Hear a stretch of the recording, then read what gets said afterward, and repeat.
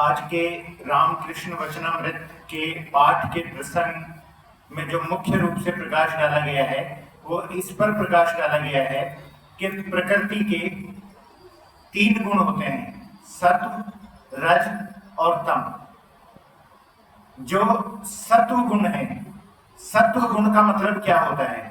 सत्व गुण का मतलब ये है कि किसी भी तरीके से मनुष्य के अंतःकरण की स्थिति या फिर कर्म की स्थिति इस प्रकार की होनी चाहिए कि सत्व गुण तब प्राप्त होता है जब किसी भी कर्म को करने के लिए किसी भी प्रकार की आकांक्षा ना हो और किसी भी प्रशंसा की इच्छा ना हो, यानी सभी इच्छाएं इस प्रकार की समाप्त हो जाएं और केवल कर्म शेष बच जाए। तो जब ये स्थिति हो जाती है तो इसे कहते हैं सत्व गुण। यह सत्व गुण हो जाता है। जैसे ईश्वर को प्राप्त करने की इच्छा, ईश्वर को प्राप्त करने की इच्छा साधुओं की होती है, सन्यासियों की होती है, लेकिन इसके बदले में उनकी किसी भी प्रकार की कोई भी इच्छा शेष मात्र भी नहीं रह जाती, केवल कर्म शेष बचता है। बाकी उनके लिए कुछ भी ऐसा नहीं होता कि उन्हें इसके बदले में प्रशंसा चाहिए या फिर किसी भी प्रकार का कोई और पारितोषिक चाहिए। जब यह स्थिति बनती है तो यह सत्व गुण होता है। ऐसा व्यक्ति सत्व गुणों से युक्त हो जाता है। दूसरा प्रकार है सत्व, पहला हो गया, और दूसरा है रज।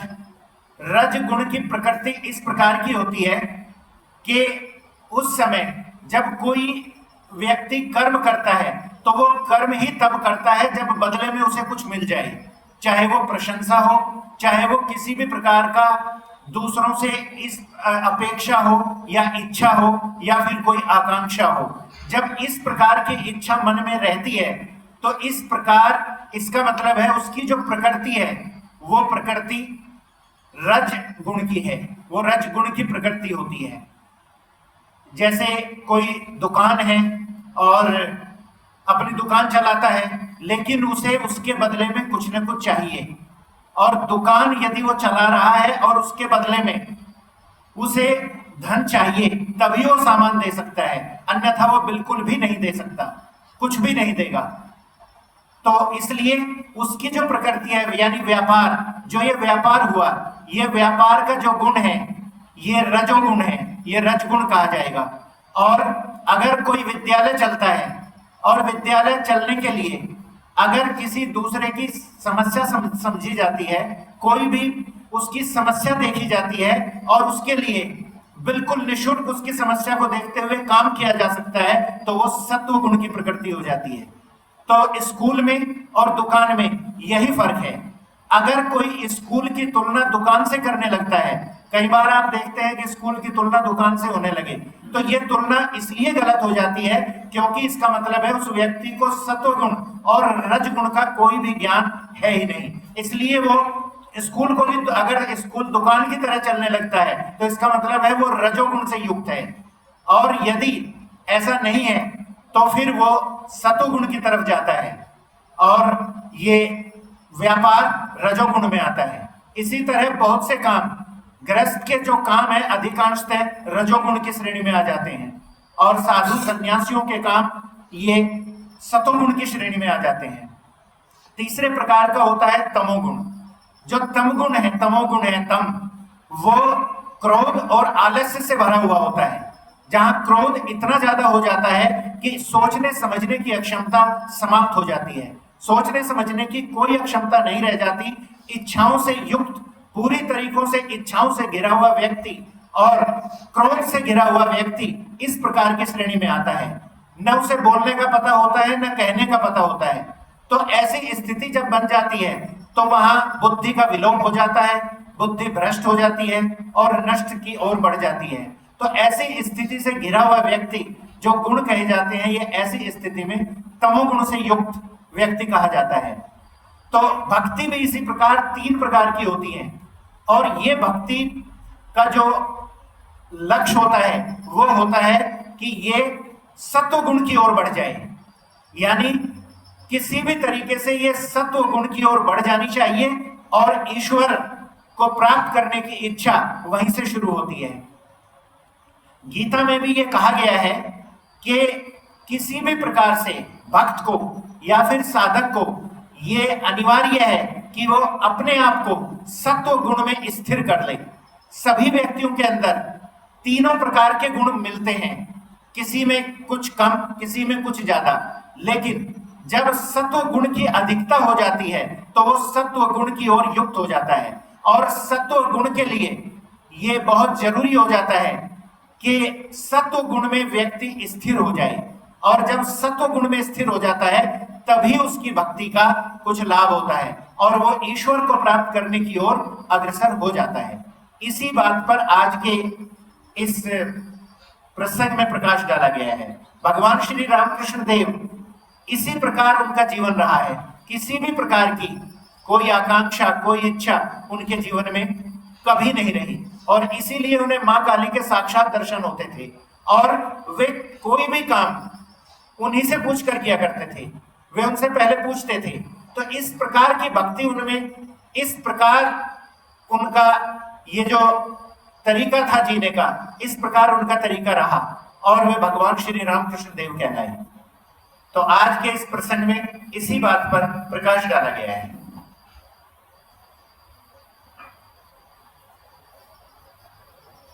भगवान श्री रामकृष्ण सीधी का ब्रह्म समाज देखने आए हैं। 28 अक्टूबर 1882 शनिवार, आश्विन की कृष्णा द्वितीया है। आज यहाँ ब्रह्म समाज के 6ठे महीने का उत्सव होगा, इसलिए भगवान श्री रामकृष्ण को निमंत्रण देकर बुलाया गया है। दिन के 3-4 बजे का समय है। श्री रामकृष्ण कुछ भक्तों के साथ गाड़ी पर चढ़कर दक्षिणेश्वर काली मंदिर से श्रीयुक्त वेणी माधव पाल के मनोहर बगीचे में पहुंचे हैं। इसी बगीचे में ब्रह्म समाज का अधिवेशन हुआ करता है। ब्रह्म समाज को वे बहुत प्यार करते हैं। ब्रह्म भक्त भी उन्हें बड़ी श्रद्धा भक्ति से देखते हैं। अभी कल ही शुक्रवार के दिन शाम को आप केशव सेन और भक्तों के साथ जहाज पर चढ़कर हवाखोरी को निकले थे। सीधी पाइकपाड़ा के पास है, कलकत्ते से 3 मील उत्तर दिशा में। स्थान निर्जन और मनोहर है, ईश्वरोपासना के लिए अत्यंत उपयोगी है। बगीचे के मालिक साल में 2 बार उत्सव मनाते हैं, एक बार शरद काल में और एक बार बसंत में। इस महोत्सव में वे कलकत्ते और सीधी के आसपास के ग्रामवासी अनेक भक्तों को निमंत्रण देते हैं। अतएव आज कलकत्ते से शिवनाथ आदि भक्त आए हैं। इनमें से अनेक प्रातः काल की उपासना में सम्मिलित हुए हैं। वे सब सायंकालीन उपासना की प्रतीक्षा कर रहे हैं। विशेषतः उन लोगों ने सुना है कि अपराह्न में महापुरुष का आगमन होगा, अतएव उनकी आनंद मूर्ति देखेंगे, उनका हृदय मुग्धकारी वचनामृत पान करेंगे, मधुर संकीर्तन सुनेंगे और देखेंगे भगवत प्रेम में देव दुर्लभ नृत्य।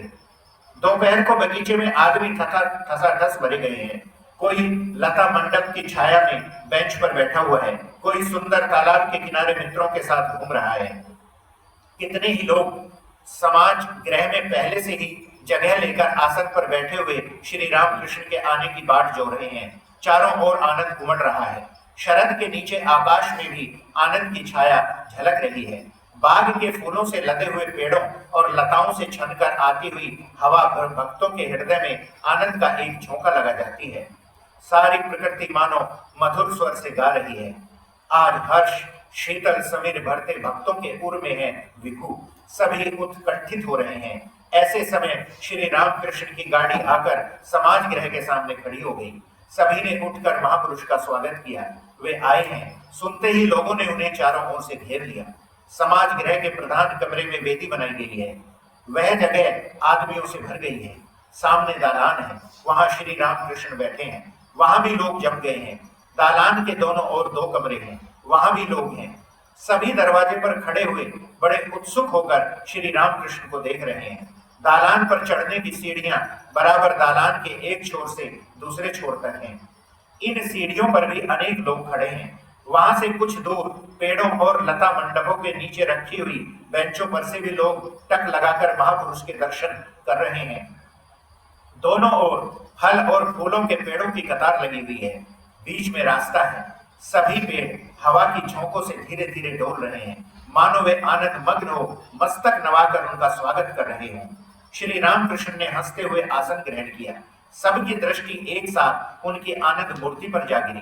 जब तक रंगमंच पर खेल शुरू नहीं होता तब तक दर्शक वृंदों में से कोई तो हंसता है, कोई विषय चर्चा छेड़ता है, कोई अकेला या दोस्तों के साथ टहलता है, कोई पान खाता है, कोई सिगरेट पीता है, परंतु पर्दा उठते ही सब लोग बातचीत बंद कर अनन्य चित्त होकर एकाग्र दृष्टि से खेल देखने लगते हैं। अथवा एक फूल से दूसरे फूल में मंडराने वाले भौरे कमल की खोज पाते ही दूसरे फूलों को छोड़कर पर मधु का पान करने के लिए भाग चले आते हैं। हंस मुख श्री रामकृष्ण शिवनाथ आदि भक्तों की ओर स्नेह की दृष्टि फेरते हुए कहते हैं, क्या शिवनाथ तुम भी आए हो? देखो तुम लोग भक्त हो, तुम लोगों को देखकर बड़ा आनंद मिलता है। गजेड़ी का स्वभाव होता है कि दूसरे गजेड़ी को देखते ही वह खुश हो जाता है, कभी तो उसे गले ही लगा लेता है। श्री रामकृष्ण ने कहा, जिन्हें मैं देखता हूं कि मन ईश्वर पर नहीं है, उनसे कहता हूं तुम कुछ देर वहां जाकर बैठो, या कह देता हूं जाओ इमारतें देखो। कभी तो देखा है कि भक्तों के साथ निकम्मे आदमी आए हैं, उनमें बड़ी विषय बुद्धि रहती है, ईश्वरी चर्चा नहीं सुहाती है। भक्त तो बड़ी देर तक मुझसे ईश्वरी वार्तालाप करते रहते हैं, पर वे लोग इधर बैठे नहीं रह सकते, तड़फड़ाते रहते हैं, बार बार कानों में फिसफिसाते हुए कहते हैं, कब चलोगे कब चलोगे। उन्होंने अगर कहा ठहरो भी जरा, थोड़ी देर बाद चलते हैं, तो इन लोगों ने रूठ कर कहा, तो तुम बातचीत करो, हम नाव पर चलकर बैठते हैं। संसारी मनुष्यों से यदि कहो कि सब छोड़ छाड़ कर ईश्वर के पाद पद्मों में मन लगाओ, तो वे कभी नहीं सुनेंगे। यही कारण है कि गौरांग और नित्यानंद दोनों भाइयों ने आपस में विचार करके यह व्यवस्था की, मागुर माछेर झोल, मागुर मछली की रसदार तरकारी, युवती मेयर कोल, बोल हरि बोल। प्रथम दोनों के लोभ से बहुत आदमी हरि बोल में शामिल होते थे, फिर तो हरि नाम व्रत का कुछ स्वाद पाते ही वे समझ जाते थे कि मागुर माछेर झोल और कुछ नहीं है। ईश्वर प्रेम के जो आंसू उमड़ते हैं वही है, और युवती स्त्री है पृथ्वी। युवती स्त्री का अंक अर्थात भगवत प्रेम के कारण धूलि में लोटपोट हो जाना। नित्यानंद किसी तरह हरिनाम करा लेते थे। चैतन्य देव ने कहा है, ईश्वर के नाम का बड़ा महात्म्य है, फल जल्दी न मिलने पर भी कभी न कभी अवश्य प्राप्त होगा। जैसे कोई पक्के मकान के आले में बीज रखा गया था, बहुत दिनों बाद जब मकान गिर गया, मिट्टी में मिल गया, तब भी उस बीज से पेड़ पैदा हुआ और उसमें फल भी लगे। श्री रामकृष्ण ने कहा, जैसे संसारियों में सत्व, रज और तम ये तीन गुण हैं, भक्ति में भी सत्व, रज और तम ये तीन गुण होते हैं। संसारियों का सत्व गुण कैसा होता है जानते हो? घर यहाँ टूटा है, वहां टूटा है, मरम्मत नहीं कराते।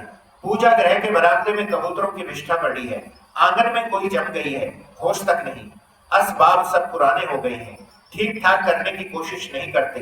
कपड़ा जो मिला वही सही, देखने में सीधे साधे, शांत, दयालु, मिलनसार, कभी किसी का बुरा नहीं चाहते। और फिर संसारियों के रजोगुण के भी लक्षण है, जेब, घड़ी, चेन, उंगलियों में 2-3 अंगूठियां, मकान की चीजें बड़ी साफ, दीवार पर क्वीन की तस्वीर, राजपुत्र की तस्वीर, किसी बड़े आदमी की तस्वीर, मकान चूने से पुता हुआ, कहीं एक दाग तक नहीं, तरह तरह की अच्छी पोशाक, नौकरों की वर्दियां आदि आदि।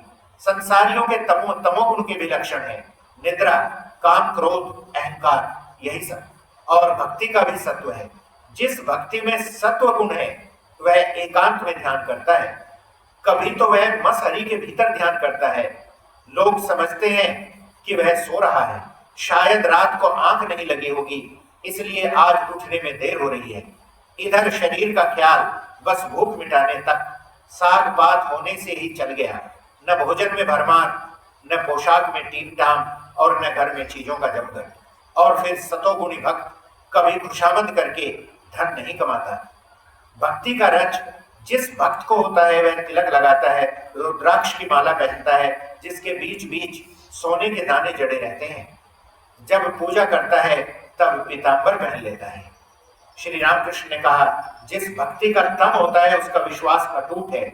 इस प्रकार का भक्त हठ पूर्वक ईश्वर से भिड़ जाता है, मानो डाका डालकर धन छीन लेता है। मारो काटो बांधो, इस तरह डाका डालने का भाव है।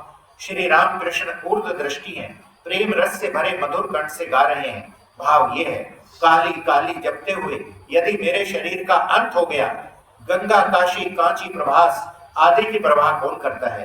हे काली, तुम्हारा भक्त पूजा संध्या आदि नहीं चाहता। संध्या खुद उसकी खोज में घूमती है पर पता नहीं लगा सकती। दया व्रत दान आदि पर उसका मन नहीं जाता। मदन के याग यज्ञ ब्रह्म यही के रक्त में चरणों में होते हैं। काली के नाम का गुण जिसे देवा दिवेव महादेव पांचों मुख से गाते हैं, कौन जान सकता है।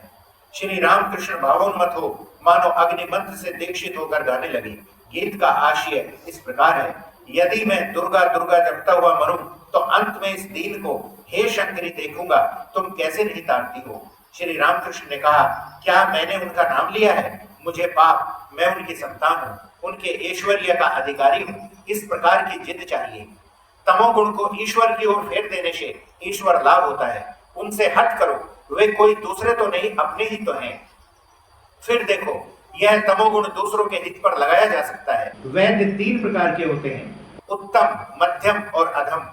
जो वैद्य नाड़ी देखकर दवा खा लेना कहकर चला जाता है वह तो अधम है। रोगी ने दवा खाई या नहीं इसकी खबर वह नहीं लेता। जो वैद्य रोगी को दवा खाने के लिए तरह तरह से समझाता है, मीठी बातों से कहता है कि दवा नहीं खाओगे तो अच्छे किस तरह होगे, भैया खा लो, अच्छा मैं खुद खरल करके खिलाता हूँ, वह मध्यम वैद्य है। और जो वैद्य रोगी को किसी तरह दवा न खाते हुए देखकर छाती पे चढ़ बैठकर जबरदस्ती दवा खिलाता है वह सबसे उत्तम वैद्य है। यह वैद्यों का तमोगुण है। इस गुण से रोगी का उपकार होता है, अपकार नहीं। वैद्यों के समान तीन प्रकार के आचार्य भी हैं। धर्मोपदेश देकर जो शिष्यों की फिर कोई खबर नहीं लेते वे आचार्य अधम है। जो शिष्यों के हित के लिए बार बार उन्हें समझाते हैं जिससे कि वे उपदेशों की धारणा ग्रहण कर सकें, बहुत विनय प्रार्थना करते हैं, प्यार करते हैं, वे मध्यम आचार्य हैं। और जब शिष्यों को किसी तरह उपदेश न सुनते देख कोई आचार्य बलपूर्वक उन्हें राह पर ले आते हैं तो उन्हें उत्तम आचार्य समझना चाहिए। धन्यवाद।